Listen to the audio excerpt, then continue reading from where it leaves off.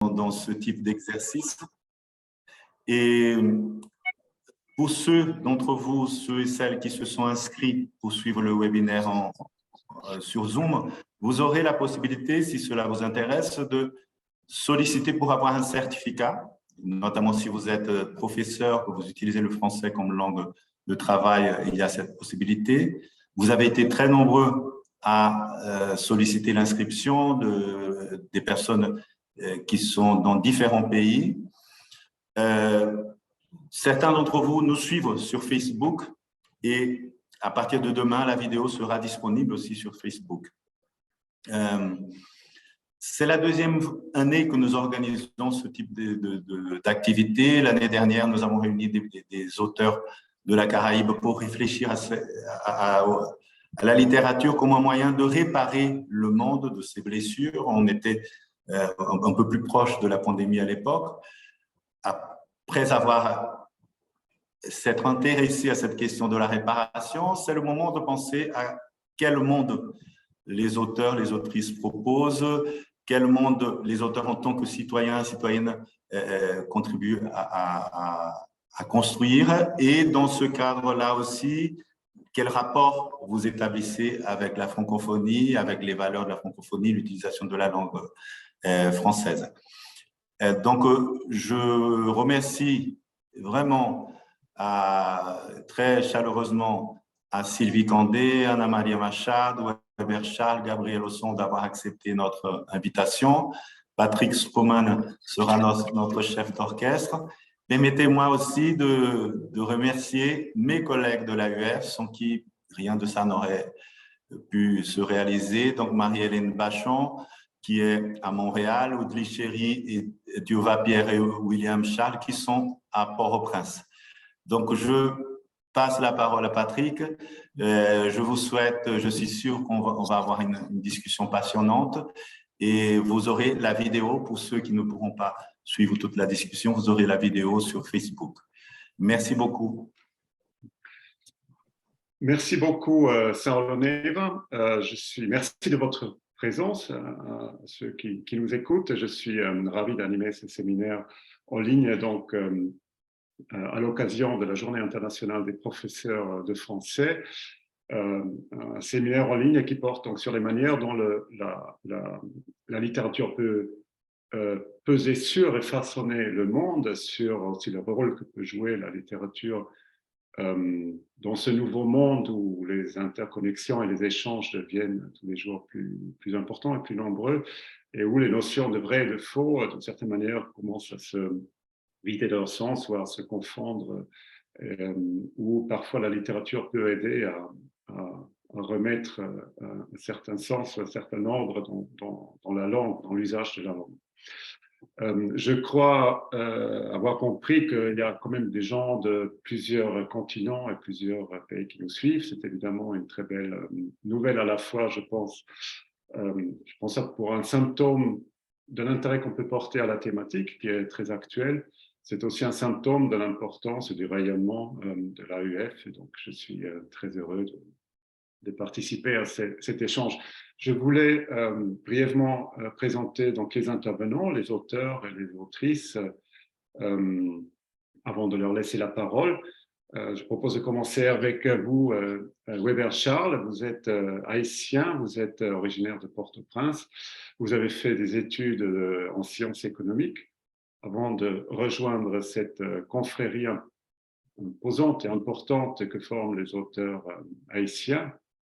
Vous avez ensuite après avoir étudié à Port-au-Prince, vous avez parfait vos études à la fois en étudiant à Ouagadougou, donc au Burkina Faso, et puis ensuite vous avez passé quelques temps aussi en France, où vous avez étudié à l'Université d'Angers.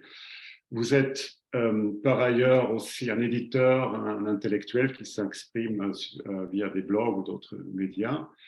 Vous êtes entré en littérature à la suite du tremblement de terre en Haïti, donc en 2010, où vous avez publié quelques mois après, en collaboration donc avec Jean Watson Charles, Pour que la Terre s'en souvienne, un recueil de poésie aux accents tragiques qui rend hommage aussi aux victimes de ce tremblement de terre. Vous fondez parallèlement une maison d'édition qui s'intitule Bas de Page. Et 2 ans plus tard, vous fondez une autre maison d'édition qui s'intitule cette fois-ci L'Aigle Édition. Et parallèlement, vous créez une revue qui s'intitule L'Aigle en littérature, qui ouvre d'une certaine manière un espace de discussion autour de la littérature francophone. Je voudrais, à un moment donné, vous quitter, il faut quand même dire brièvement, la littérature pour rejoindre l'AUF, l'Agence universitaire de la francophonie, où vous collaborez autour du pôle donc, Caraïbes, et vous œuvrez aussi pour la francophonie.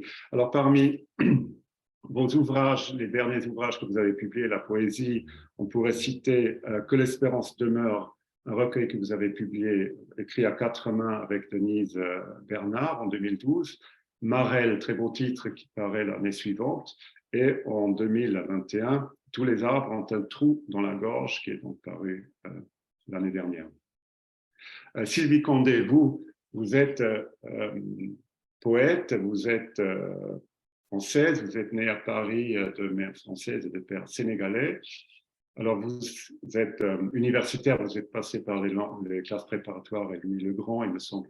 Vous avez fait des études à Paris Diderot. Vous avez soutenu une thèse sous la direction de Catherine Kokry-Vidrovitch. Vous êtes l'auteur de 3 recueils de poésie majeurs parus aux éditions Gallimard. Donc, le premier s'intitule Lagon Lagune, qui compte avec une postface des doigts glissants. Vient ensuite La quête infinie de l'autre rive, et puis Gestuaire, qui est toujours paru aux éditions Gallimard, mais cette fois-ci dans la collection blanche. Également un très très beau recueil de poésie. Vous êtes parallèlement historienne. Vous travaillez sur l'histoire africaine notamment, et en particulier sur l'histoire du Sierra Leone. Vous avez collaboré récemment à l'Histoire générale de l'Afrique, publiée au 9e volume de cette Histoire générale de l'Afrique, qui est publiée par l'UNESCO, et vous avez été primé pour votre travail par le prix Histoire française et francophone qui vous a été décerné par la Western Society for French History. Vous êtes actuellement installé à New York, où vous enseignez la littérature française dans la State University de New York, après avoir enseigné la littérature française à Stanford. Donc, vous êtes très actif dans le monde anglophone. Vous travaillez parallèlement à votre travail donc, sur l'histoire africaine. Vous avez aussi fait tout un travail autour des notions d'identité et de métissage. Et puis, dans vos publications, on peut aussi décerner une certaine sensibilité pour le cinéma. Vous travaillez notamment sur le cinéma africain, et j'ai cru voir passer le nom de Djibril Diop Mambéty, par exemple, parmi les metteurs en scène qui vous intéressent. Vous travaillez aussi sur le jazz.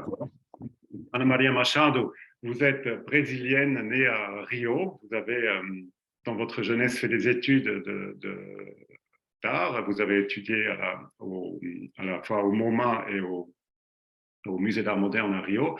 Vous avez quitté le Brésil pendant la dictature militaire pour vous exiler à Paris, où vous avez notamment suivi le séminaire de Roland Barthes. Vous êtes probablement aujourd'hui une des auteurs les plus primées de la littérature contemporaine brésilienne. Je ne vais pas citer tous les prix que vous avez reçus, parce qu'on dépasserait le cadre de cet événement.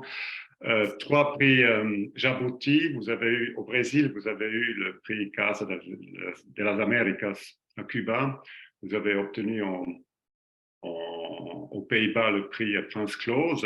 Pour revenir au Brésil, vous avez aussi le prix Machado de Assis, donc, qui est décerné par la Bibliothèque nationale de Rio. Votre œuvre comporte plusieurs douzaines de titres. Je dirais vous partagez votre travail entre un travail littéraire pour adultes et un travail aussi qui est consacré donc à la littérature pour enfants. Vous êtes traduite dans de nombreuses langues. Pour ce qui concerne la langue française, vous êtes, pour vos romans, pris en charge, si j'ose dire, par la Maison d'édition des femmes, qui vous publie depuis de longues années. Parmi vos titres, on pourrait citer Aux quatre vents, ainsi que Cap vers la liberté. Et pour ce qui concerne la littérature pour enfants, on peut citer Bia Bisabel, qui est paru il y a quelques années aux éditions Chandaigne, toujours à Paris.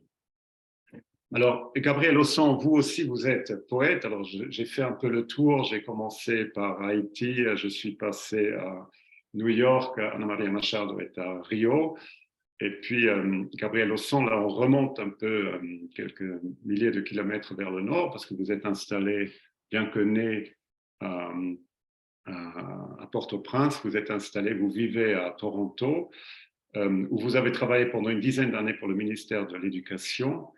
Vous œuvrez aussi pour la francophonie. Vous êtes notamment le président sortant de l'association des auteurs ES et auteurs de l'Ontario français.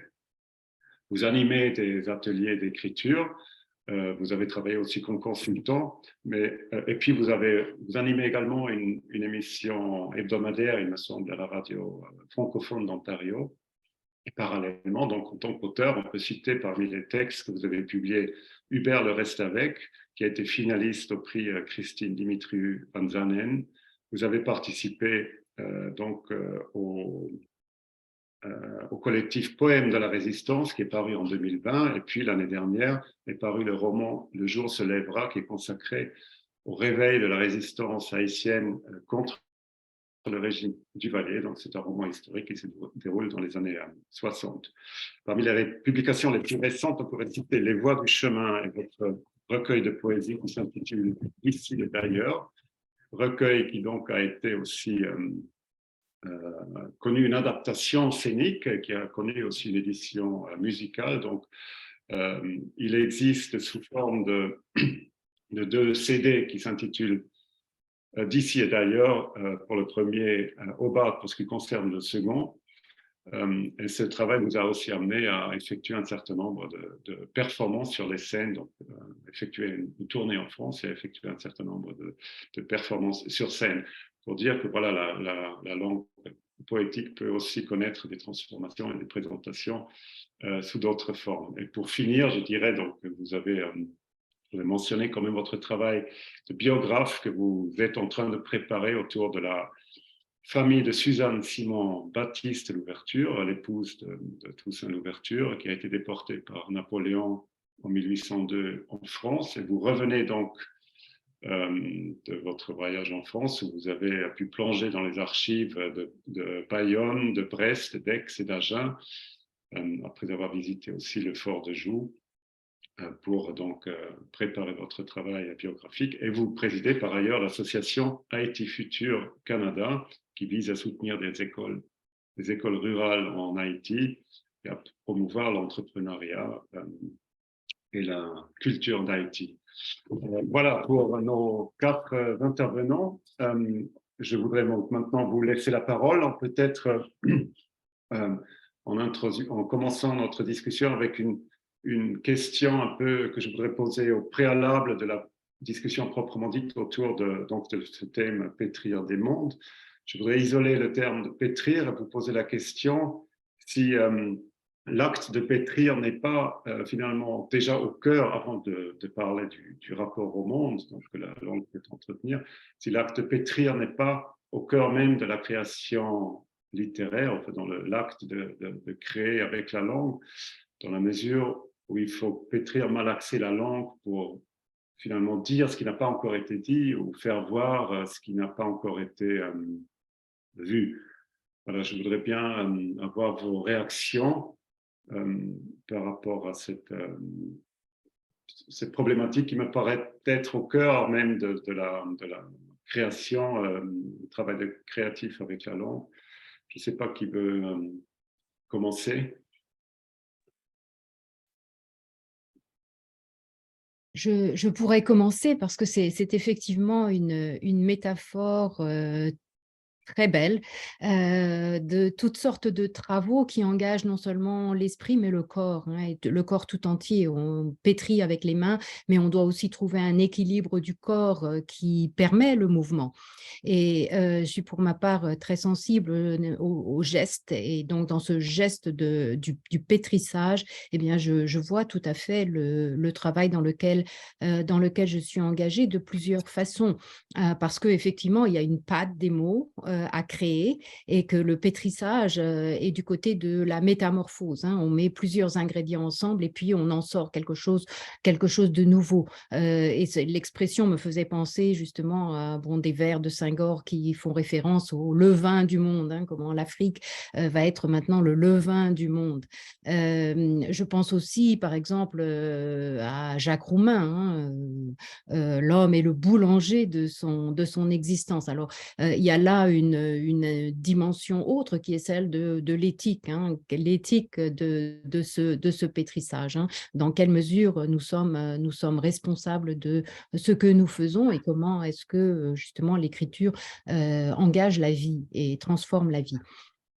Je, il me semble que deux ingrédients fondamentaux dans ce que l'on peut mettre au pétrin, hein, en littérature, et tout peut être mis, hein, que ce soit les sciences, que ce soit la politique, que ce soit la philosophie, tout peut entrer au pétrin de la littérature. Il me semble que pour moi, deux ingrédients sont essentiels, la vision, et la vision et la beauté.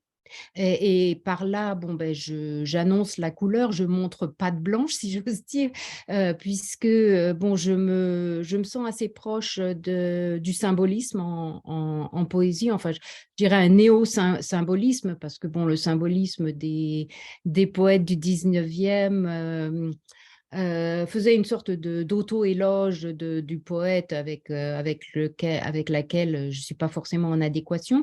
Mais il y a cette idée, n'est-ce pas, de retourner toutes les pierres, de trouver du sens. Et là, je me reconnais là-dedans. Et puis la beauté. Et là aussi, c'est une prise de position, puisqu'il y a d'autres façons de pratiquer la littérature. On peut penser, par exemple, à l'écriture plate, hein, de Annie Ernaux, qui vient juste donc de recevoir le prix Nobel, justement pour cette écriture plate, hein, donc qui est tout à fait respectable en elle-même. Ce n'est pas celle que je pratique, hein. Il me semble que la beauté participe de mon engagement avec la patte des mots. J'aimerais ajouter quelque chose. J'aime beaucoup ce qu'elle a dit, mais je crois qu'il y a aussi dans cette image de pétri, il y a aussi l'idée du travail. C'est de travailler avec le main, de travailler avec le matériel concret, mais le travail. Et ça, tout d'abord, vous voulez donner une forme, mais aussi le faire petit à petit, arriver à la forme à laquelle on veut. Il y a un but, même si ce n'est pas conscient tout à fait au début, mais il y a un travail qui est mis sur cette patte pour y arriver. C'est travailler avec le langage, la littérature, en revenant à l'idée, la littérature, le langage pétrit le monde.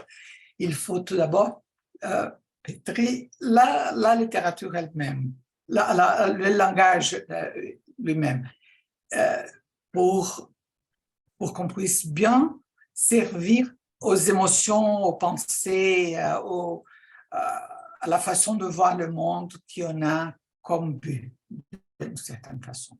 Je voulais ajouter l'élément du travail et l'idée de travailler avec nos mains. C'est ce qui me semble qui est très fort dans cette image. Donc, on est un peu dans la même, presque, enfin, là, il y a quelque chose, Sylvie Condé parlait tout à l'heure du corps, de l'engagement du corps, ce que je trouve une idée passionnante. C'est une question aussi de comment on se physiquement, l'idée qu'on s'engage physiquement et entièrement dans ce travail. Maintenant, Anna Maria Machado, vous êtes plus précisément sur le travail avec les mains, hein. C'est aussi quelque chose qui est une image qu'on peut facilement faire surgir quand on parle du travail de l'écrivain. Gabriel Ossan, vous faites, j'ai l'impression que vous êtes à la fois, je ne sais pas si j'ai mentionné ça tout à l'heure, vous êtes aussi peintre. Il y a peut-être là aussi une relation qui peut s'établir entre la parole et puis la gestuelle avec un physique, donc, mais qui s'exprime du coup autrement, mais à savoir sur la toile. Tout à fait. Ce que je trouve intéressant dans l'aspect de pétrissage, c'est de prendre la matière brute que sont les mots et de les transformer de façon à représenter un réel qui des fois est un petit peu plus vrai que le réel. À travers cet imaginaire que nous projetons dans nos livres, dans nos écrits, de faire concevoir ou faire percevoir par les gens justement les images. Moi, j'aime beaucoup le fait qu'à travers l'écriture, on arrive à décrire des choses, presque à peindre un tableau finalement, parce que j'aime beaucoup ce parallèle-là entre la littérature et l'écriture, surtout dans certaines descriptions que les gens font, qui fait qu'on crée cette image-là dans nos têtes en lisant le livre. Et l'aspect de pétrissage, moi, je trouve ça tout à fait génial. On a parlé tout à l'heure de pain, on a parlé aussi de tout l'aspect physique du pétrissage. Parce que quand on n'écrit pas seulement qu'avec notre tête, on écrit avec tout notre corps, avec toute notre âme, avec toutes nos sensations, ce qui fait que la transmission entre le cerveau et l'acte d'écrire fait que le produit final puisse vraiment toucher la personne qui est en train de lire le livre pour se mettre un petit peu dans l'esprit même de l'auteur. Weber.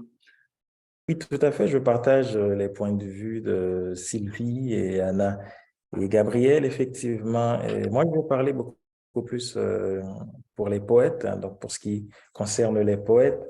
Et donc, effectivement, le poète est un artisan, donc artisan dans le terme banal et de l'expression là.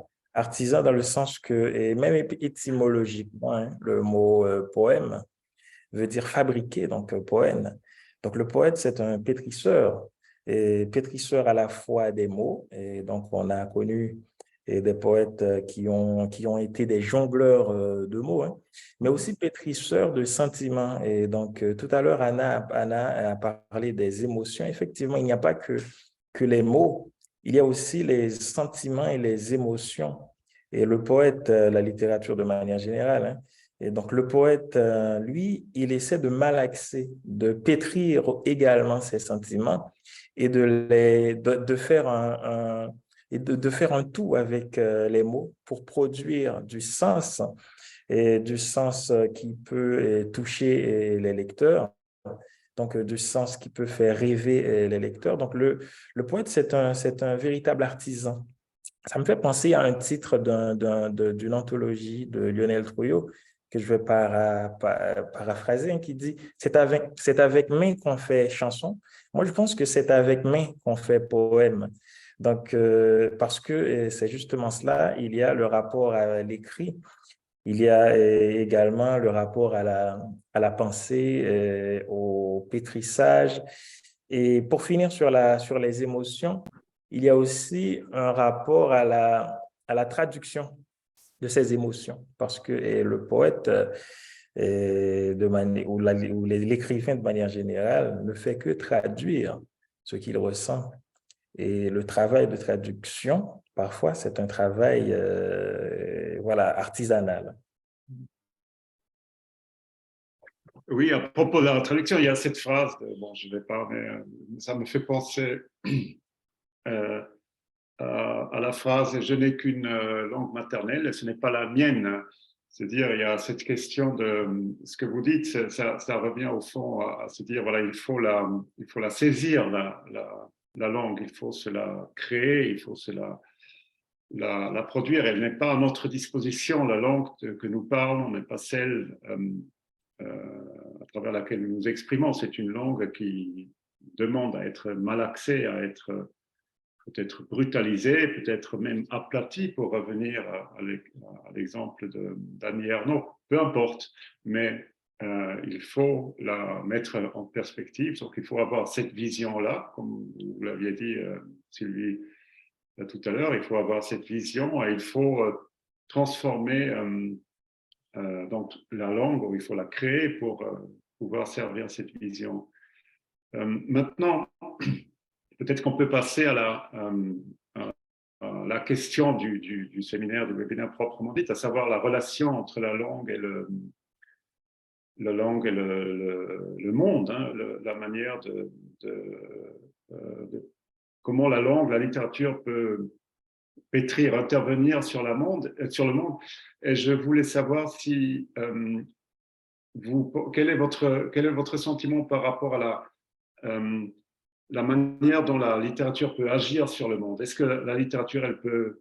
Alors l'année dernière, il y avait ce débat sur la réparation, mais est-ce que la langue peut aussi peut-être proposer un nouveau monde, pour rejoindre encore une fois cette idée de la vision, mais proposer presque un monde parallèle, un monde meilleur ou plus clairvoyant, plus défini.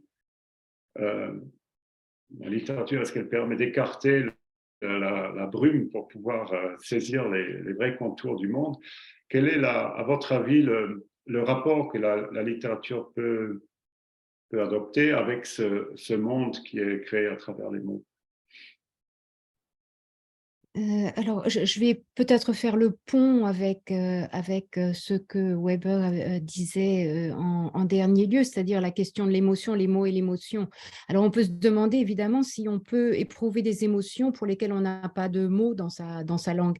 Et ça, c'est une question, n'est-ce pas, qui se traite sur le papier et qui se traite, je crois, en s'ouvrant au monde. Hein. Je crois que l'idée du séminaire aussi, c'est l'ouverture du français au monde.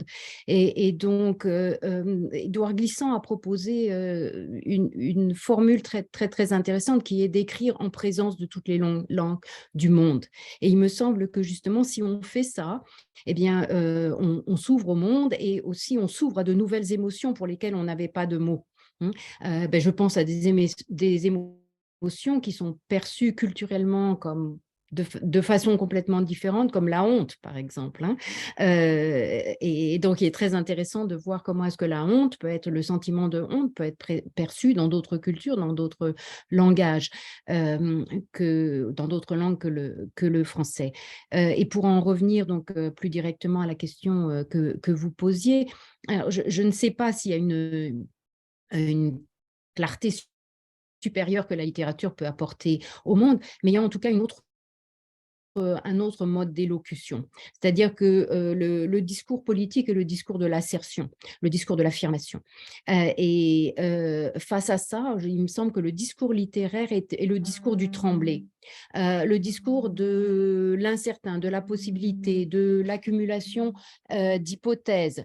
Et en ce sens, c'est un discours, c'est essentiel, puisque eh bien, il remet en question justement ce qu'il y a dans le discours politique qui est très souvent fait d'approximation, de relations à la promesse très, très souple, en apportant une autre manière de regarder le monde qui est plurielle par définition.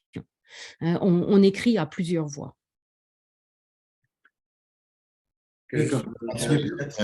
Pardon, Robert. Oui, d'accord, merci Gabriel. Donc, c'était pour soutenir ce que Sylvie a dit, effectivement, sur la question de la multiplicité des possibilités. La littérature nous permet de douter, donc, comme elle a dit, mais aussi la littérature apporte un discours en plus sur le monde. Et ce discours, c'est, par exemple, il y a Yannick Laïns qui disait que si la science apporte un discours donc catégorique, rationnel sur le monde, la littérature donc donne la saveur de ce monde. C'est-à-dire, c'est pour revenir aussi un peu sur les émotions, sur les sentiments, sur les goûts, il y a un complément que la littérature apporte au monde, c'est de permettre de sentir, par exemple, d'utiliser tous les sens possibles pour comprendre, pour appréhender le monde. Il n'y a pas que ce qu'on peut entendre, il n'y a pas que ce qu'on peut voir, mais il y a aussi ce qu'on peut sentir, il y a aussi ce qu'on peut ressentir. C'est ce discours que la littérature apporte au monde qui est un complément également, en plus de tout ce qu'a dit Sylvie tout à l'heure sur la multiplicité des possibilités, sur le fait que la littérature est polyphonique, hein, sur le fait que, et le monde est polyphonique, sur le fait que l'idée qu'on a du monde, c'est une interprétation du monde. Donc, il peut y avoir d'autres interprétations, c'est ce champ des possibilités que la littérature ouvre, que ce soit par l'imaginaire, que ce soit par la représentation du réel. Et donc, l'idée, c'est que la littérature apporte un discours en plus sur le monde et nous permet de douter du discours que nous avons sur le monde et de penser que ce monde est pluriel. Et donc, voilà, la littérature apporte là un élément nouveau. Gabriel? Je m'enlève presque les mots de la bouche parce que ce que je parlais justement, ce que j'allais parler, c'est tout cet aspect de l'imaginaire. Parce que l'auteur, en créant des mondes imaginaires, permet justement aux gens d'appréhender un réel qui, des fois, leur échappe. Mais aussi, en même temps, l'écrivain, en prenant des libertés sur la façon de percevoir, de pétrir le monde, contribue à permettre aux gens de rêver à un monde meilleur, si on peut dire entre guillemets, ou entre un monde différent. Et ça leur permet aussi de s'échapper, en quelque sorte, d'un réel qui, des fois, peut être trop pesant. C'est ce que je trouve, c'est que la littérature, que ce soit la poésie ou dans un roman de fiction ou peu importe, nous apporte cette facilité, si vous voulez, de pouvoir créer nous-mêmes des images à partir des mots qui nous sont présentés. C'est ça que je trouve qui fait la force justement de l'écriture, de pouvoir transcender toutes ces choses-là, transcender ce réel, nous permettre finalement de nous échapper. Je rejoins ce que les autres ont dit, je suis tout à fait d'accord. Je crois que peut-être je choisirais le mot symbolique pour parler du langage littéraire plutôt, dans le sens de faire une distinction entre le langage quotidien et le langage littéraire, dans le sens qu'il y a toujours plusieurs des sens, plusieurs de signifiés dans le langage littéraire, dans cette langue qu'on emploie quand on écrit, soit c'est dans la poésie, dans les chansons, dans les romans, dans les contes, dans les fictions de toute façon, c'est qu'il y a toujours plus de signifiés pour ce seul signifiant. Il y a toujours plus d'essence de ce qu'il est dans la surface, dans ce qu'on voit à première vue. Ce langage symbolique joue sur un autre axe. Il peut exprimer ce qui est peut-être inexprimable, qu'il est partout, qu'il est toujours là, mais ce n'est pas toujours conscient. Et ça va être différent pour les différents lecteurs. Il n'y a pas un seul sens. Cette chose que Weber a dit tellement bien. Quelqu'un qui lit ou qui reçoit un poème qu'il entend va le décodifier d'une façon différente d'un autre qui est à côté. Et c'est l'ensemble de tout ça qu'on peut pétrir le monde, une nation ou que ce soit. C'est exactement du fait qu'il n'y a pas un seul sens direct. Ce n'est pas comme le langage scientifique ou le langage de discours politique ou le langage quotidien de la communication.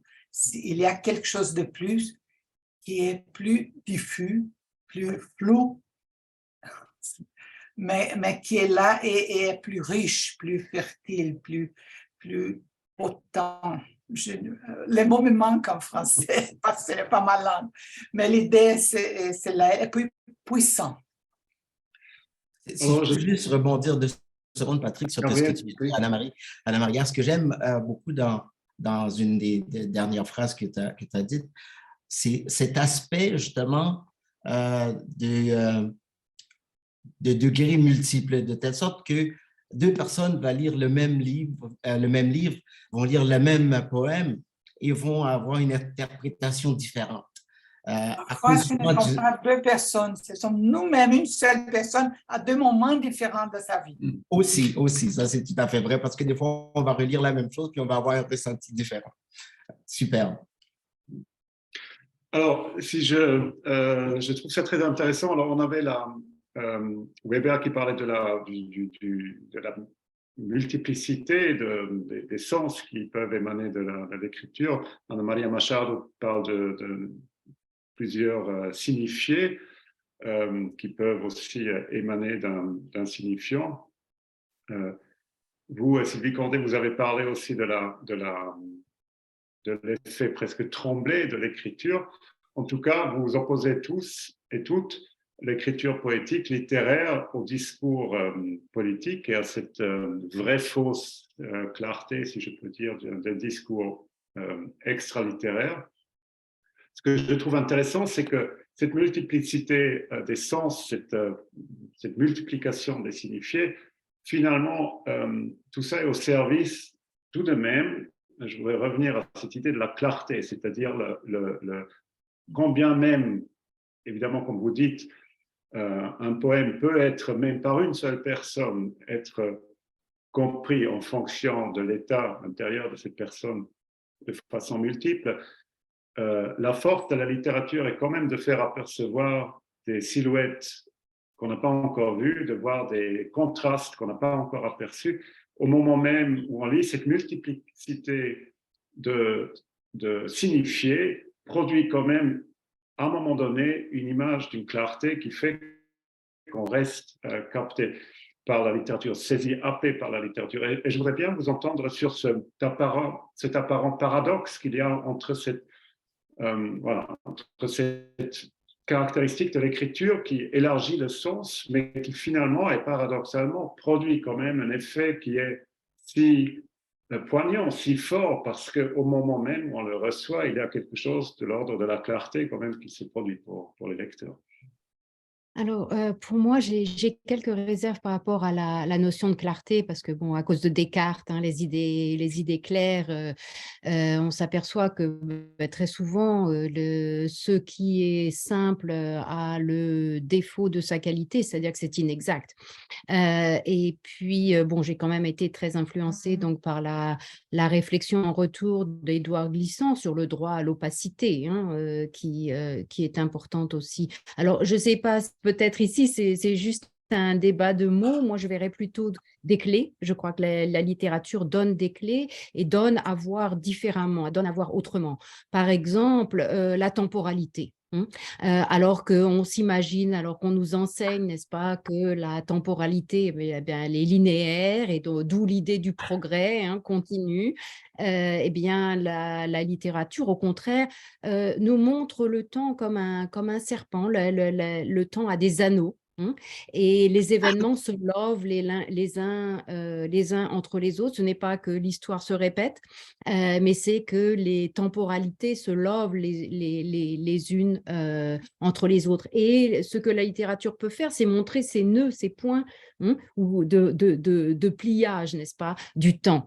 Et là, effectivement, on a l'impression de se dire, oh ben oui, c'est ça, il nous fallait juste les mots pour le dire à la lecture. Il nous fallait juste les mots pour le dire. Et quand on l'écrit, eh bien, on a cette impression d'état de grâce, je ne peux pas l'appeler autrement, d'avoir effectivement trouvé une adéquation totale entre l'idée neuve et puis les mots qu'il fallait pour le dire. Oui, donc effectivement, donc en tant que poète, je pense qu'on est beaucoup plus exposé à cette question de clarté parce que très souvent, les lecteurs rentrent mal dans le poème, c'est-à-dire s'attend, le lecteur vient avec des prix et sentiments, donc voilà, il s'attend à voir une lumière, à voir cette clarté, effectivement. Et parfois, le poème, bon, dans la plupart des cas, le poème n'est pas de ce côté-là, n'est pas de cette clarté-là, de cette lumière-là. Et le poème suggère parfois des choses qui vont déclencher, qui vont faire un déclic, comme l'a dit donc Sylvie, qui vont produire un déclic, qui vont déclencher quelque chose chez le lecteur. Et donc, et la même question se pose pour un roman également. Hein. François Bilodeau disait qu'une œuvre n'a rien à dire, hein. Sinon l'œuvre le dirait sans embâge. Et pourquoi faire 1000 détours pour dire une chose si vraiment on a envie de le dire? Le problème, c'est que l'œuvre a envie de faire ressentir. Parfois, nous aimons les mêmes poèmes, nous aimons les mêmes romans sans comprendre pourquoi, sans comprendre la chose de la même manière. C'est parce que, je le disais dans un entretien, c'est parce que probablement le poème nous ramène à quelque chose d'originel qui nous plaît au fait. C'est parce que ça nous fait ressentir la même émotion, le même sentiment qu'il fait ressentir à l'autre lecteur.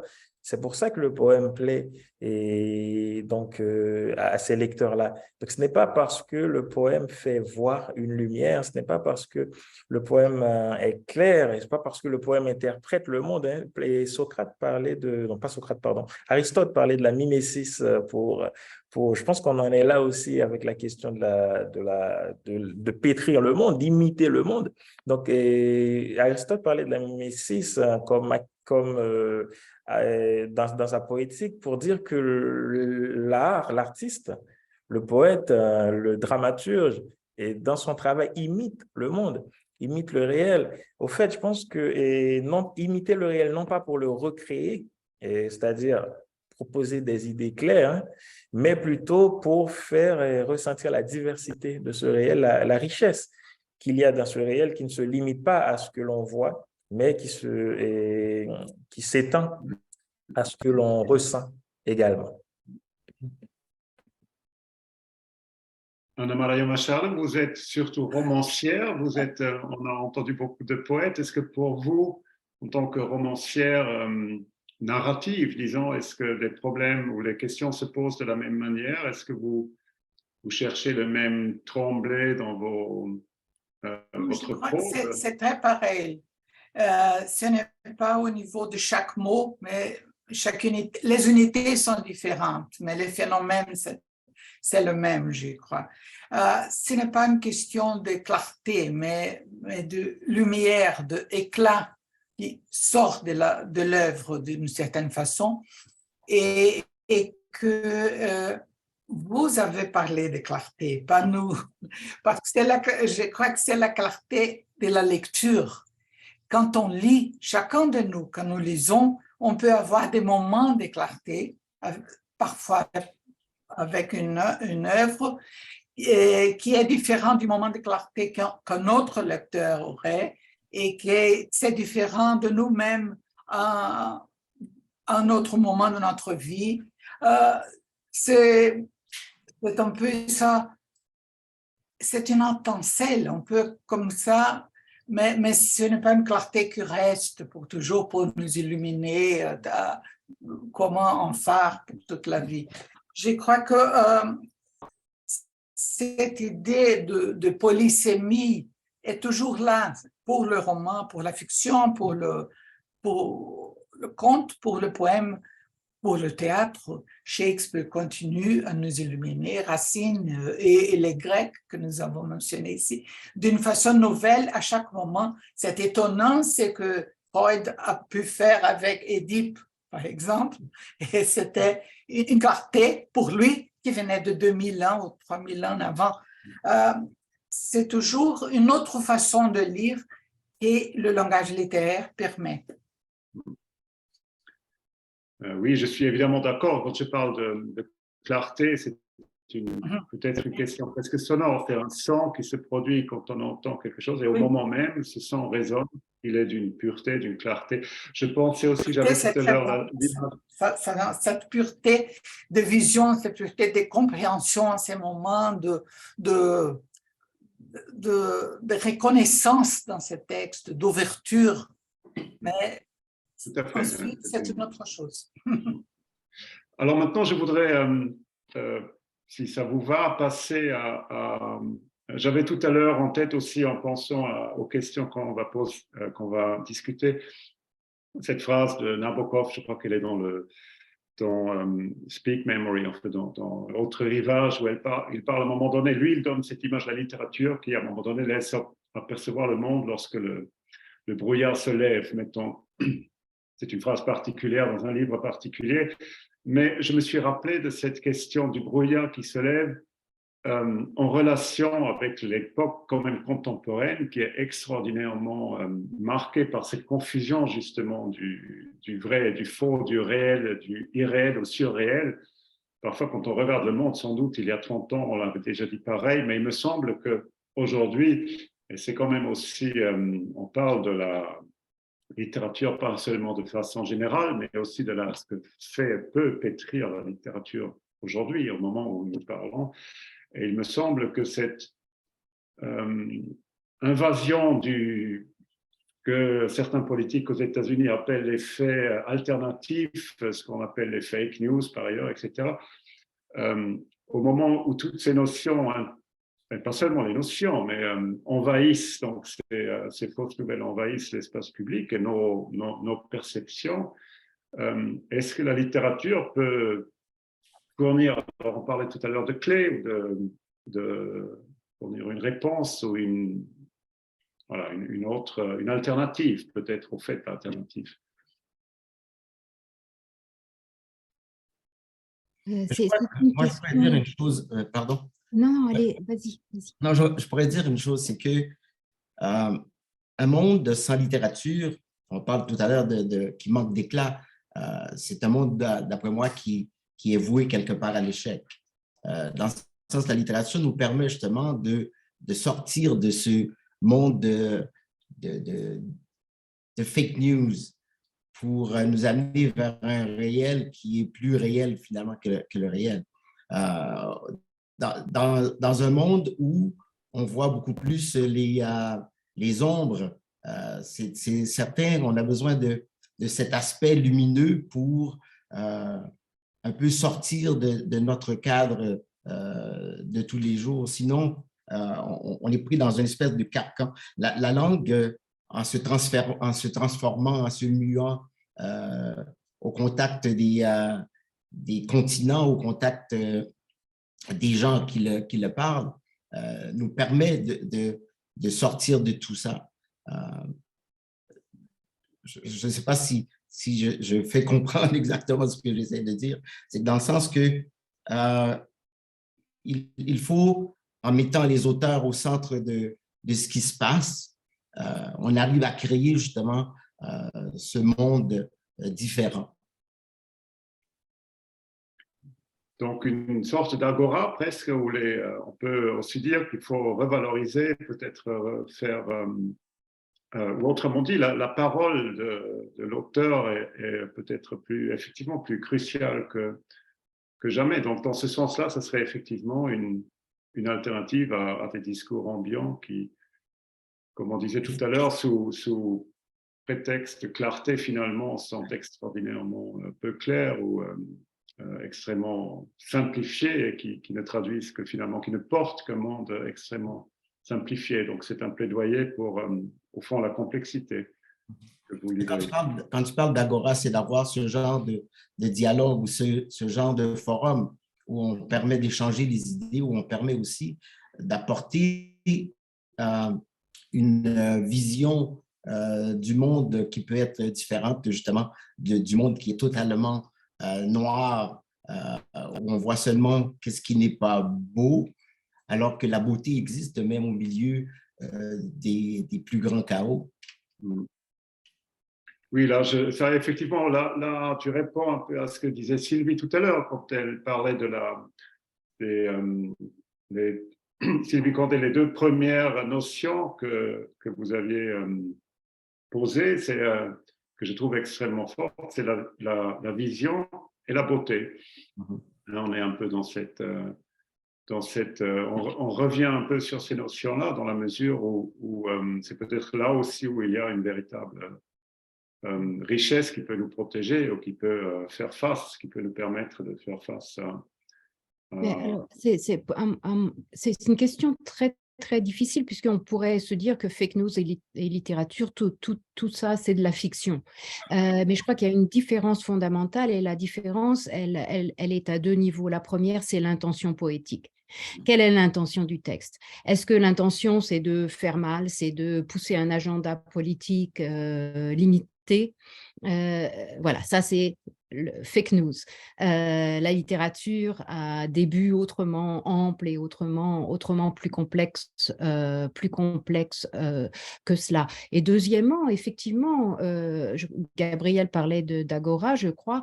Il me semble que l'agora, il n'est pas l'intérieur, mais il est l'essence même de la littérature, puisque un texte littéraire ne va jamais montrer un point de vue unique sans le miner de l'intérieur. Et montrer même les textes de Faulkner, même les textes de Saint John Perse, on trouve toujours ce principe de minage de sa propre parole à l'intérieur, de questionnement de sa propre parole à l'intérieur. Et c'est ça qui fait toute la richesse du texte. Donc, il y a dans un texte une multiplicité de voix, une polyphonie, je reprends l'expression de Weber tout à l'heure, une polyphonie qui est là et qui permet justement, la littérature, elle permet d'entrer dans l'intériorité, peut-être moins la poésie, mais en tout cas les romans permettent d'entrer dans l'intériorité de personnages qui peuvent être détestables, mais on arrive à les comprendre. On arrive à les comprendre, ça ne veut pas dire qu'on approuve, mais on arrive à comprendre les mécanismes par lesquels ils arrivent à penser de la façon dont ils pensent. Donc, c'est vraiment comprendre l'humain sous tous ces aspects. Je crois que Gabriel parlait de trouver la beauté là où il y a du lait. Et c'est ça qui fait la différence entre les deux. Il n'y a pas cette complexité, il n'y a pas cette richesse dans les fake news du tout. Je crois que peut-être il nous faudrait faire une réflexion et mettre en discussion aussi une autre question de l'autre côté, qui c'est la discussion sur la façon de lire. Parce que je crois que parfois ce qui arrive dans le monde contemporain, c'est d'approcher la fiction, la poésie, la littérature en général, en cherchant des mots d'ordre, comme si c'était la recherche d'une façon de lire qui n'est pas le propre de la littérature. La littérature doit nous permettre, comme Sylvie vient de dire, de comprendre l'autre par dedans. Et ça ne veut pas dire que nous devons lire Dostoïevski en croyant qu'il prêche le meurtre, que le lecteur soit un meurtrier et tout ça. Mais cette méfiance qu'il y a parfois en relation par rapport à la littérature, en voulant lire tout comme si c'était, si la fonction du mot écrit, c'était donner des mots d'ordre, ça nous complique beaucoup, fait la chose rend les choses beaucoup plus confuses, peu claires d'une certaine façon. Et on discute beaucoup sur la façon d'écrire, sur le langage, mais il faudrait voir aussi la réception, la façon de lire, qui mélange les deux. Oui, je suis d'accord avec Anna-Maria parce que une lecture n'est jamais neutre, en fait. C'est pour ça, une lecture littéraire, en fait. C'est pour ça qu'on a dit que la littérature est polyphonique, donc le discours littéraire donc, a plusieurs voix. C'est parce que la façon de recevoir le discours est aussi complexe. Et le lecteur qui arrive sur un texte, il arrive avec un bagage littéraire ou un bagage de pensée et d'idéologie. Et parfois, il suit un créneau dans le texte et poursuit ce créneau.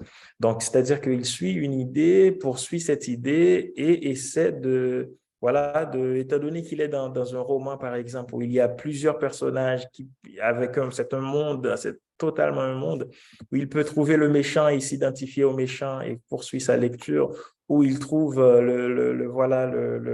celui qui se rapproche beaucoup plus de son état ou de son bagage littéraire et poursuit sa lecture. C'est-à-dire, et le lecteur peut faire dire l'œuvre également de son côté. Et donc là, je reviens à un point qui est très important, qui est un vieux débat en littérature, la question de la responsabilité de l'auteur, la question de son engagement de manière générale, ce qui se pose beaucoup plus dans un roman. Donc, quand est-ce que l'auteur parle? Quand est-ce qu'il ne parle pas? Et donc, quand Sartre dit dans La nausée que l'enfer, c'est les autres, est-ce que c'est lui? Est-ce que c'est le personnage? Et donc, on parlait de Dostoïevski ou d'autres personnages, hein, de Kafka, de Céline, de tout. Quand est-ce que l'auteur parle? Quand est-ce que l'œuvre parle? Parfois, on a l'impression de faire porter à l'auteur le chapeau de ce monde qu'il crée, qui est un monde complet, c'est-à-dire avec les bons et les mauvais côtés. Donc, quand quand le personnage dit je, et qui parle réellement. Donc là, c'est pour revenir à la question des fake news également. On a parlé des faits alternatifs tout à l'heure. Donc l'œuvre littéraire n'est pas là pour imposer une vérité, hein, n'est pas là pour dire, bon, voilà ce qu'on pense. Tous les personnages pensent de la même manière. L'auteur donne des prescriptions. Et moi, je pense qu'une œuvre littéraire n'est jamais prescriptive. L'œuvre laisse à découvrir. Donc, l'œuvre est ouverte et laisse entrer le lecteur qui parfois s'identifie à un personnage et suit ce chemin. J'aimerais juste rebondir 2 secondes sur ce que Anna-Maria disait tout à l'heure et aussi toi, Audley. C'était Weber, pardon. C'est l'aspect de lecture. Ce que je trouve, c'est que trop souvent, on ne nous a pas vraiment appris à lire dans le sens de la compréhension profondément du texte. Oui, on nous a appris les mots, etc.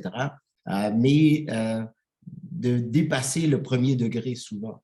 Et c'est là que je crois que la richesse de la littérature demeure, c'est quand on puisse aller à l'intérieur de ces mots-là pour aller chercher une interprétation tout à fait différente. Ce que tu disais tout à l'heure par rapport à tout l'aspect de la littérature, ce que j'aime aussi, c'est qu'est-ce qu'on va pouvoir découvrir à travers ce qu'on est en train de lire. Mais je crois que autant dans la fiction que dans la poésie, on peut aller au-delà de juste les mots. Quand tu parlais tout à l'heure d'intention de l'écrivain, je crois que, qu'on le veuille ou non, on a toujours une partie de nous qui ressort dans ce qu'on écrit, dans le sens même si qu'on le veuille ou non. Et qu'est-ce qu'on dit? Est-ce que quand je parle à travers mon personnage, mais quelque part, je véhicule aussi ma façon de voir les choses, ma façon de voir le monde, même si ce n'est pas dit de façon directe. Oui, ça c'est très intéressant du point de vue de la question de l'engagement. Et il me semble que dans l'acte d'écrire, dans ce pétrissage justement, on est en fait des individus clivés. On écrit, mais on est en même temps conscient d'une possible réception du texte. Et donc, après, qu'est-ce qu'on en fait? C'est là la question. Hein. Est-ce qu'on va limiter notre expression en fonction de la façon dont le texte pourrait être lu et perçu? Est-ce qu'on va ménager des petits espaces pour que le lecteur comprenne c'est le personnage qui dit ça et ce n'est pas moi? Est-ce qu'on va utiliser la langue, utiliser le vocabulaire d'une certaine façon pour produire des idées? Par exemple, bon, c'est quelque chose que j'ai fait dans La quête infinie de l'autre rive. J'ai appliqué au Moyen-Âge africain un vocabulaire qui concernait le Moyen-Âge européen. Et du coup, toute la représentation de l'Afrique s'en trouve changée. Et donc ça, c'est vraiment une stratégie qui est à la fois littéraire et politique. Ça fait partie de mon engagement. Voilà. Oui, ça c'est intéressant. Donc là, effectivement, j'allais dire que c'est un geste éminemment politique, parce que là, vous intervenez enfin, vous façonnez de façon active et volontaire une image de façon à provoquer évidemment une réflexion et une interrogation. Alors, là, on est un peu, tout en étant aussi, quand on disait tout à l'heure que la littérature est d'une certaine manière la suspension du sens, ou du moins du sens unique, hein. La littérature permet aussi d'orienter le sens, ne serait-ce que pour miner un sens unique préexistant, peut-être. C'est en tout cas un des moyens que nous offre l'écriture poétique, et peut être extrêmement efficace quand on pense à l'exemple que vous venez de donner. Je voulais juste venir peut-être, parce que le temps file, et on a beaucoup parlé la première partie de l'intitulé de notre discussion, Pétrir des mondes, la deuxième partie étant les littératures en action. Et voilà, je voulais vous entendre peut-être un peu par rapport à cette question de maintenant, comment la littérature quand même peut avoir prise, pétrir cette fois-ci vraiment le réel, comment la littérature peut aujourd'hui, on parlait tout à l'heure donc de ces contours de la réalité qui s'effacent des fois dans le brouhaha des discours politiques très agressifs, mais il y a peut-être quand même un moyen, mais je ne sais pas comment on peut le définir, comment la littérature peut avoir pris sur ce réel, voire le malaxer, l'atteindre, le former. La littérature qui serait différente en ce sens-là d'un discours scientifique, d'un discours rhétorique, d'un discours philosophique, peut-être aussi. Vraiment, là, on parle de la phrase littéraire. De plusieurs façons. Un exemple, c'est d'arriver à nommer ce qui n'est pas encore nommé. Alors, je pense par exemple à la nausée de Sartre. Hein, il a réussi à nommer une condition d'époque, hein, avec ce titre simplement, et puis évidemment avec le contenu de du roman. Mais il me semble aussi que on peut en voir les résultats, il ne faut pas être pressé. Je pense en particulier à une phrase très, très connue, hein, de Senghor sur le français comme cet outil merveilleux trouvé dans les décombres du colonialisme, n'est-ce pas? Eh bien, il me semble que lorsque Pape Ndiaye est nommé ministre de l'Éducation, eh bien voilà le résultat de cette phrase. C'est-à-dire que un demi-siècle après, on a décidé de travailler avec cet héritage colonial et de le dépasser. Hein, il me semble que il me semble que c'est à la littérature que l'on doit ça. Magnifique. Et à une volonté politique, bien entendu, mais basée sur un travail extraordinaire qui a été fait non seulement par Senghor, mais par toute l'école de la négritude, enfin tout le mouvement de la négritude. Quelqu'un veut réagir? Ce que je trouve intéressant, c'est tout l'aspect de l'ouverture que nous permet justement ce langage commun que nous avons. On parle le français différemment, qu'on soit en Afrique ou qu'on soit en Haïti ou qu'on soit au Québec ou même en Ontario, si on voit la façon que les gens se sont appropriés la langue dans le nord de l'Ontario d'ici, là on se rend compte qu'il y a cette richesse-là qui existe. Comme tu mentionnes, Sylvie, si on n'avait pas eu cette colonisation-là, on n'aurait pas eu ce langage commun quelque part pour pouvoir nous exprimer, même si on se l'approprie chacun à notre façon et qu'on crée chacun à notre façon une langue qui n'est pas nécessairement unique, mais une langue qui devient multifacette, qui a des niveaux de langage différents dépendant de où est-ce qu'on est et comment est-ce qu'on veut interpréter notre réalité. Mais la langue, elle charrie aussi tout un héritage, c'est ça évidemment qui est magnifique. J'avais une fois une discussion avec deux auteurs lusophones, donc peut-être Anna Maria Machas aurait pu participer aussi, avec un Angolais et un Mozambicain, et les deux ont parlé de la langue portugaise. C'est un terme qui existe depuis longtemps, mais qui parlait comme d'une prise de guerre, c'est-à-dire les indépendances ont été acquises, mais la langue portugaise restait pour eux une prise de guerre, c'est-à-dire c'était moyen. C'était quelque chose de très positif qui a pu être sauvé des décombres de cette colonie, pour le coup, portugaise en Afrique. Mais ce que disait Sylvie Condé, ça va évidemment dans le même sens. Ce sont les décombres, des décombres de la colonisation française, que la langue française de Senghor a été sauvée ou extraite. On l'a prise, oui, on Pardon? l'a prise. On a pris cette langue. Voilà, c'est ça, c'est une prise de guerre. Ça, oui. J'aime bien le terme.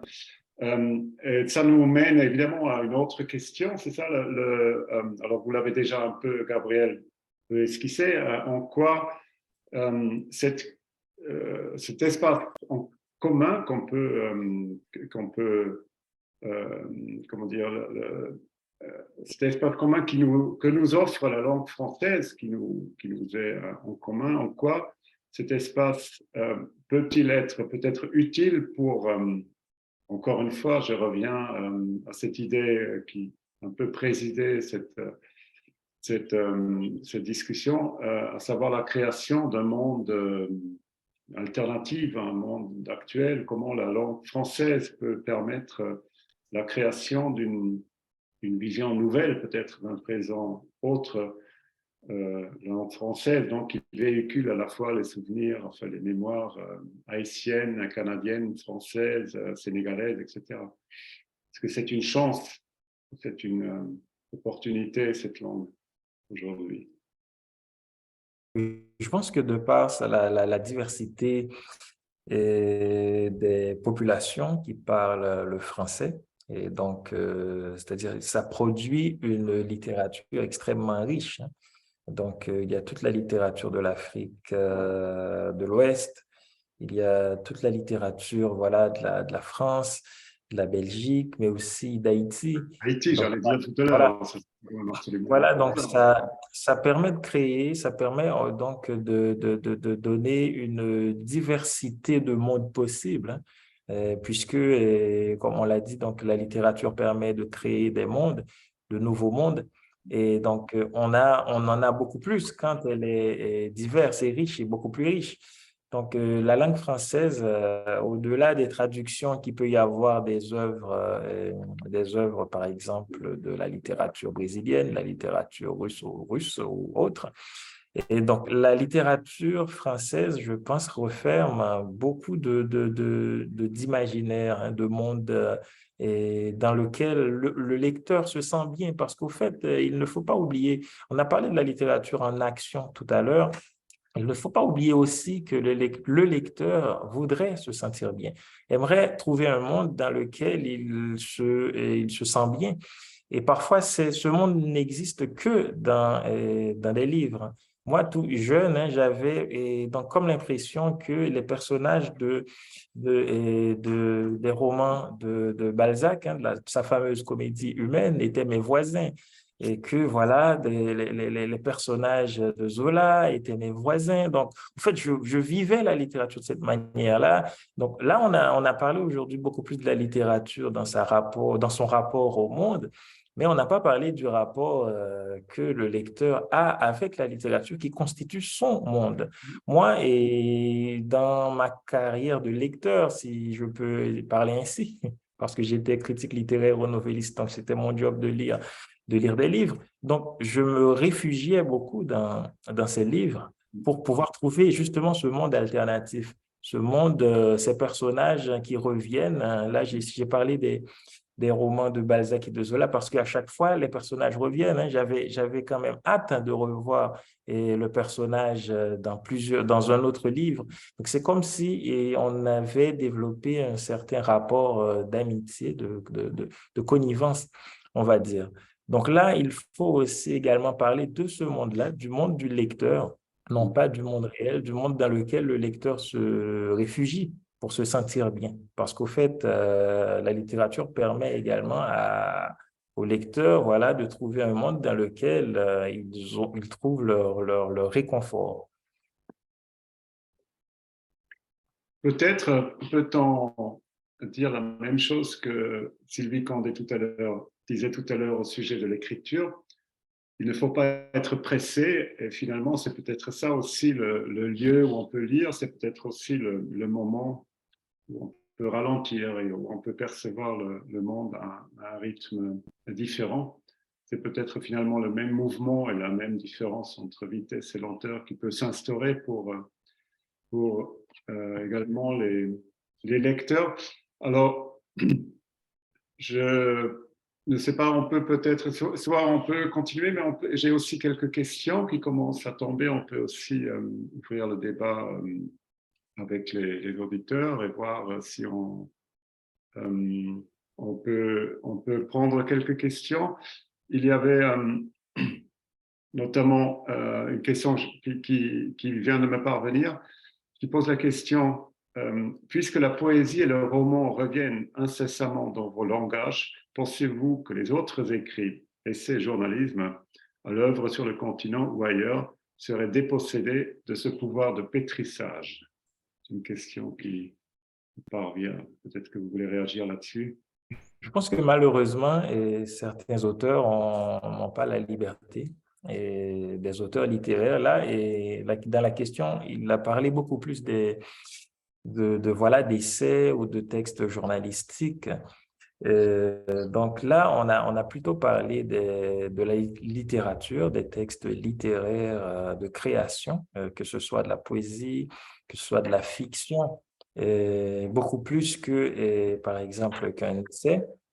Donc, je me pose la question si un essayiste, un journaliste, on parlait des fake news tout à l'heure, peut pétrir le monde, c'est-à-dire concevoir un monde alternatif, une autre possibilité de monde dans son livre. Je pense que c'est cette liberté que ces écrivains, Barthes parlait d'écrivains, donc ne disposent pas, et qui fait que, bon, voilà, ils sont figés, ils restent figés dans ce genre qui a des limites, bien évidemment, et ces limites, malheureusement, ces limites ne permettent pas d'explorer le réel dans sa complexité, dans sa globalité.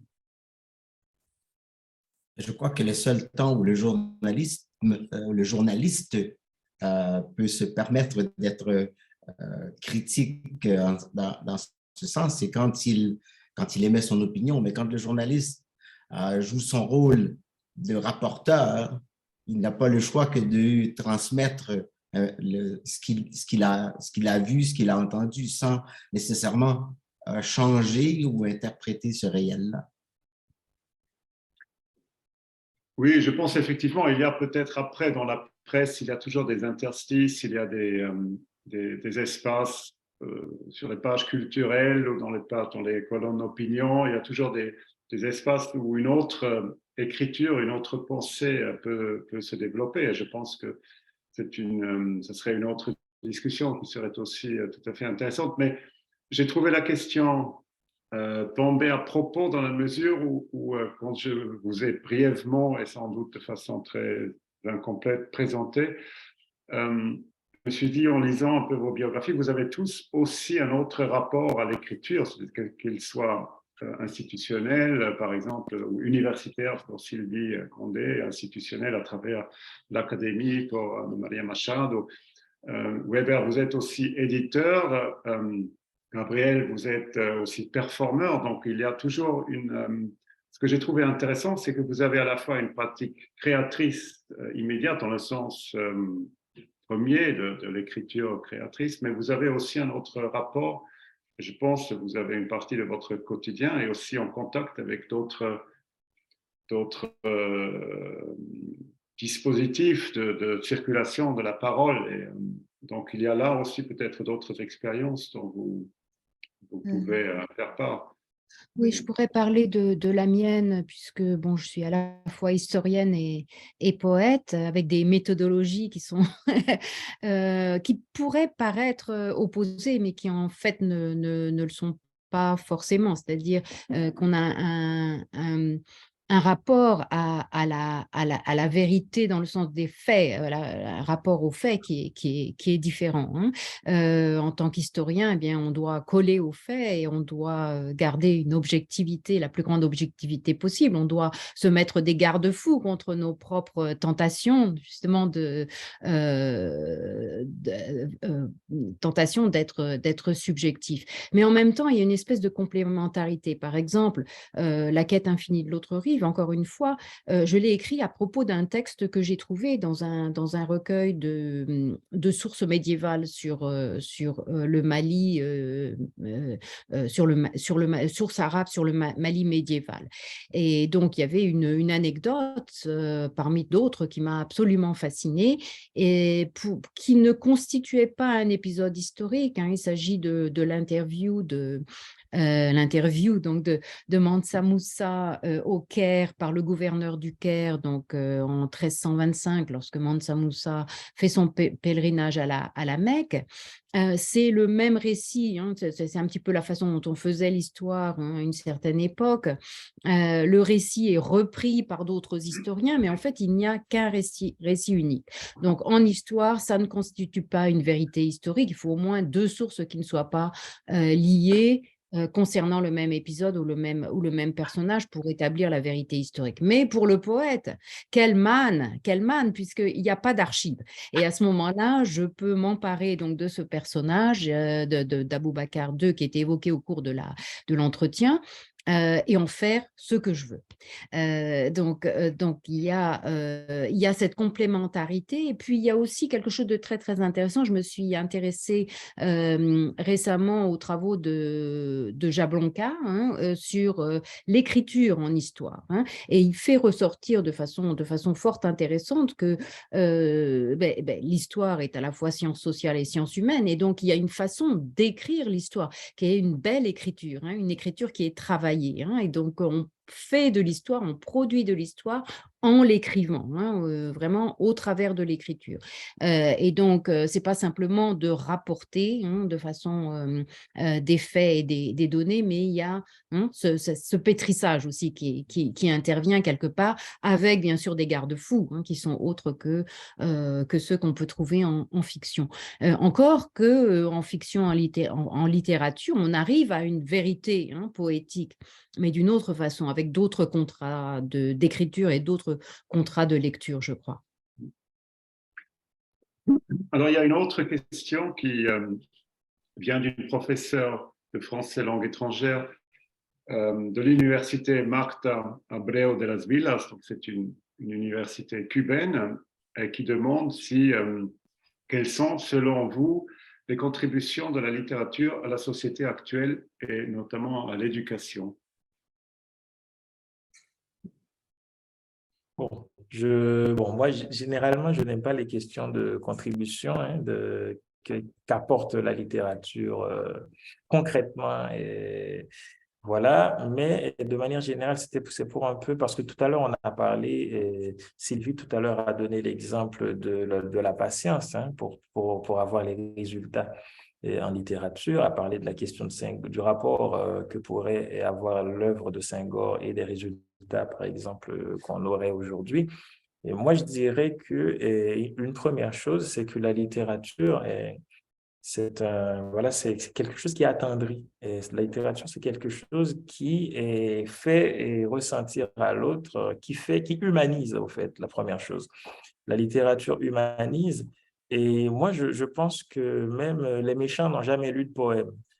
Parce que c'est tellement, ça vous fait tellement ressentir des choses que vous devenez humain, que vous devenez bon.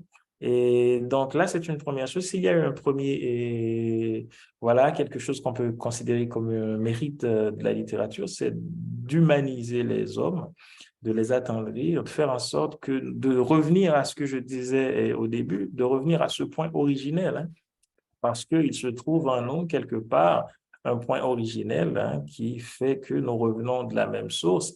Et parfois, c'est la littérature qui permet de déclencher ce point-là, la poésie et notamment.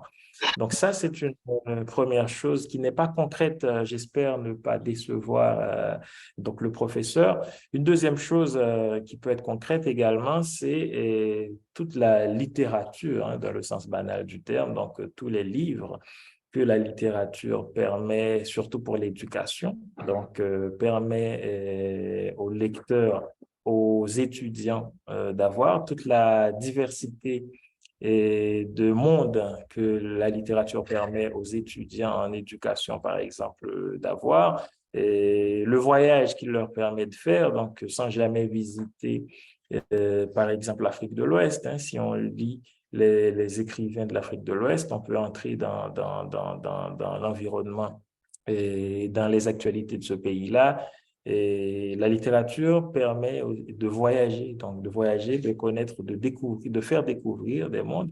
Et ça, c'est quelque chose de très important que cela apporte au monde, que cela peut apporter à l'enseignement et de manière générale. De voyager dans l'espace, là, j'ai pris l'exemple d'un continent, mais de voyager dans le temps également. Hein. Et donc, si on lit les romanciers français du 19e siècle, donc on voyage dans le temps. Je parlais de Zola, de Balzac, et c'est effectivement un voyage qui nous permet de comprendre et de comprendre une époque, de comprendre une culture, de comprendre un pays, mais aussi donc d'ouvrir notre façon de penser, notre façon de voir le monde et nos rapports et notre rapport au monde.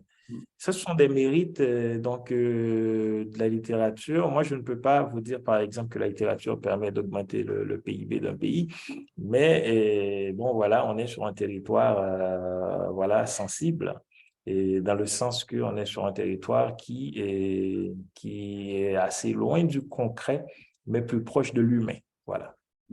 Par contre, Weber, on oublie souvent l'impact que la culture a en général sur l'économie de chaque pays. Mais tu as dit quelque chose aussi que je trouvais intéressant et que je voudrais peut-être en répondant à la question, c'est l'aspect de la culture. Quand on parle en termes d'éducation, quand quelqu'un lit, tu mentionnais, la personne permet de voyager, permet d'aller soit à travers le temps, soit à travers à visiter des continents ou des pays, mais c'est aussi l'aspect ou le lien qui existe entre la langue et la culture. C'est que c'est pas seulement d'apprendre la langue quand on parle ici des professeurs de français, mais aussi d'apprendre la culture des pays d'où proviennent ces livres-là, qui permet justement d'élargir l'esprit des élèves ou des apprenants quand on parle des adultes à ce moment-là. Je suis tout à fait d'accord avec tout ce qui s'est dit. J'ajouterais à ça, la littérature nous apprend à ne pas lire de façon littérale seulement. Donc, on apprend, n'est-ce pas, à creuser le sens, à creuser le texte, et c'est formidablement important, justement, d'avoir conscience de ces couches hein, du langage. Par ailleurs, ça crée des communautés de lecteurs et de lectrices. Et je rappelle toujours à mes étudiants donc cette anecdote fort intéressante qui concerne Chinua Achebe, donc le romancier, essayiste, poète nigérian, qui, après avoir publié Le monde s'effondre, a reçu une lettre d'un groupe d'étudiantes de Corée du Sud, qui lui disait, oh là là, c'est le Umofia, qui est donc la série de villages qu'il décrit dans Le monde s'effondre. On aurait dit hein, notre petite ville, on s'est complètement reconnu dans les situations qui sont décrites. Alors, je trouve ça absolument formidable et ça montre bon, l'impact que la littérature peut avoir dans des contextes différents. Ça provoque, n'est-ce pas, l'esprit à trouver des analogies. Et quand on trouve des analogies avec les choses, on trouve des analogies aussi avec les gens, on trouve des analogies avec les langues et on construit un monde différent.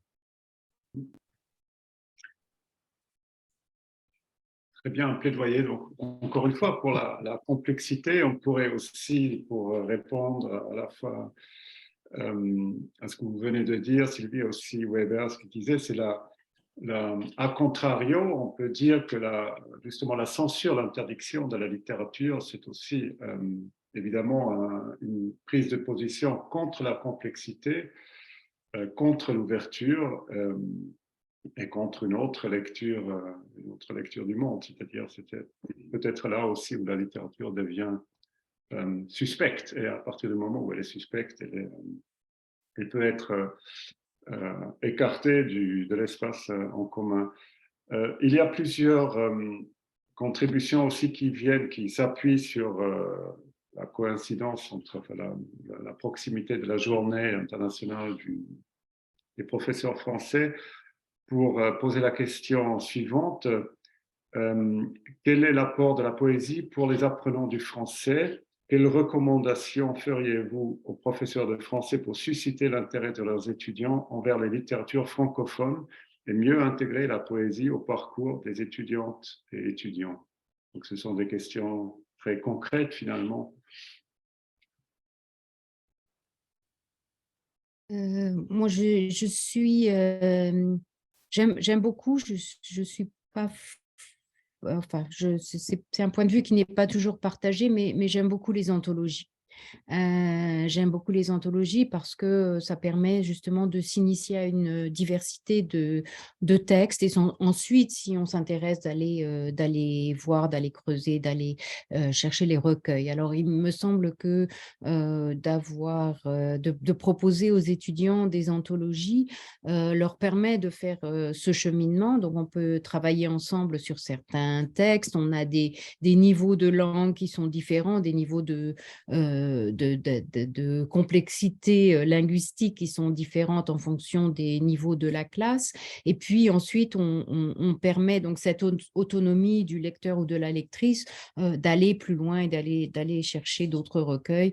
Je sais que c'est quelque chose que j'ai beaucoup pratiqué quand j'étais moi-même élève. L'anthologie n'était pas formidable, mais le résultat, par contre, l'a été. Gabriel, quand vous avez travaillé pour le rayonnement de la francophonie, quand vous faites je pense aussi, vous vivez dans une région à majorité anglophone, quand vous faites circuler la littérature francophone ou les textes francophones, est-ce que vous avez une expérience semblable à celle de Sylvie? Tout à fait, parce que surtout dans un monde minoritaire comme tu le mentionnes, Patrick, c'est difficile des fois de faire circuler les textes français aussi librement, parce qu'on est limité en termes de temps, en termes de maisons d'édition, en termes de librairies pour pouvoir diffuser ces livres-là. Donc, il y a toutes ces questions-là aussi qui est au cœur du débat ici en Ontario. Il y a aussi l'aspect de régionalisation. Si on va au nord de l'Ontario, je mentionnais un petit peu plus tôt, les gens vont parler un français différent. Et des fois, ils sont un peu complexés par rapport aux gens du Sud qui, étant plus proches de Montréal ou étant plus proches du Québec, vont parler un français qu'eux autres ils perçoivent comme étant plus châtié. Dans mes parcours, justement, dans les écoles de langue française, ce que je disais toujours aux élèves quand j'étais au ministère de l'Éducation, c'est vous parlez comme vous parlez. Il y a des niveaux de langage qui sont différents. Il ne faut pas penser que votre façon de parler est mauvaise ou parce que vous utilisez des mots que l'autre personne n'utilise pas. Ce qui est important, c'est de se faire comprendre et ne pas arrêter justement de parler le français. Parce que le français s'enrichit, je mentionnais brièvement au début, au contact justement de la régionalisation, au contact de l'endroit où on vit. Donc, il n'y a pas un français qui est nécessairement universel. C'est pour ça que je dis souvent, il faut essayer d'éviter de normaliser partout dans le monde. Je crois qu'il faut avoir une certaine rigueur dans la façon dont on écrit, surtout si on veut avoir une diffusion plus large, mais aussi en même temps, il faut apprendre à reconnaître ces différences-là qui existent dans la francité un petit peu partout dans le monde. Ana Maria Machado, vous n'êtes pas née francophone, vous l'êtes devenue. Je ne sais pas si vous l'êtes devenue grâce ou à la suite ou à cause de votre séjour à Paris dans les années 70. J'ai étudié à l'Alliance française. D'accord. Avant, donc, vous avez maintenu durant toute votre vie, votre vie d'écrivaine, mais surtout aussi, je pense, lectrice, un surtout comme rapport lectrice. avec la langue française. Oui, c'est ça, surtout comme lectrice.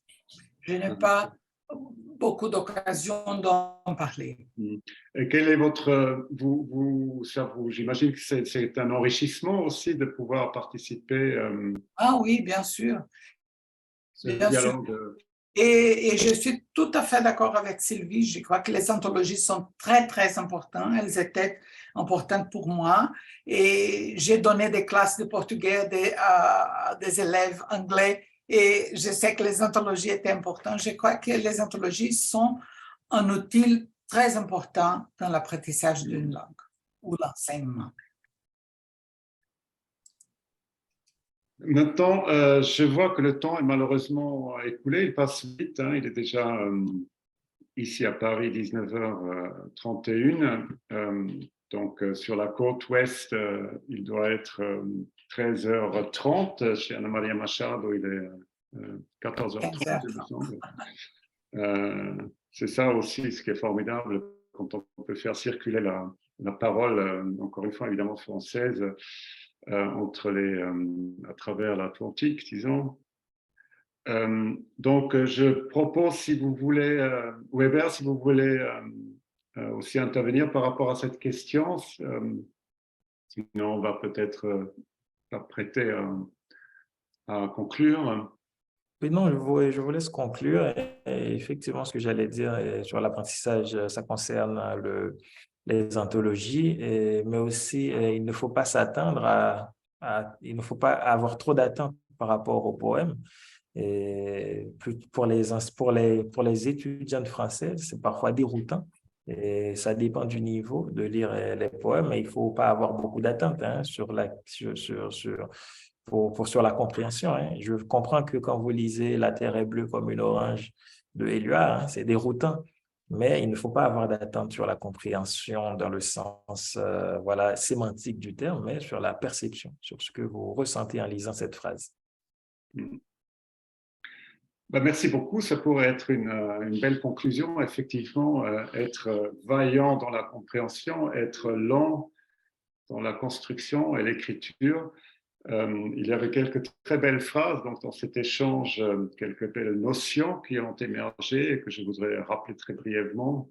Il y avait la question du discours du Tremblay.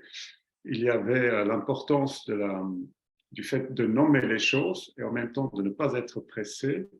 Il y avait une notion qui est revenue, beaucoup d'entre vous ont utilisé, la multiplicité du sens, aussi qui est le propre de l'écriture créative, donc l'écriture malaxée, peut-être la langue travaillée, pétrie.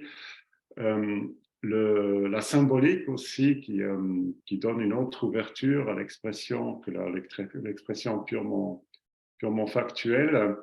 Et voilà, donc je pense que c'est peut-être on peut résumer aussi notre discussion en disant que c'est peut-être paradoxalement en malaxant, en pétrissant la langue qu'on intervient sur le réel, grâce notamment à une certaine suspension, du moins provisoire, du sens, et qui fait que là s'ouvre un espace d'incertitude et de réflexion qui finalement peut être extrêmement productif et en tout cas très créatif. Voilà, je vous remercie tous les quatre de votre participation. Pour ma part, j'ai vraiment beaucoup apprécié notre échange.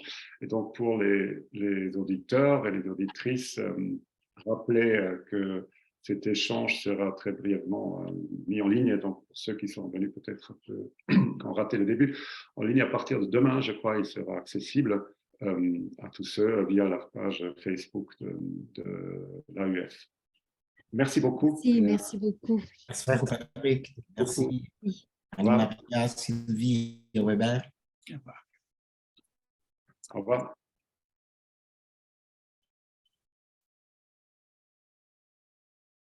Bye bye. Bye.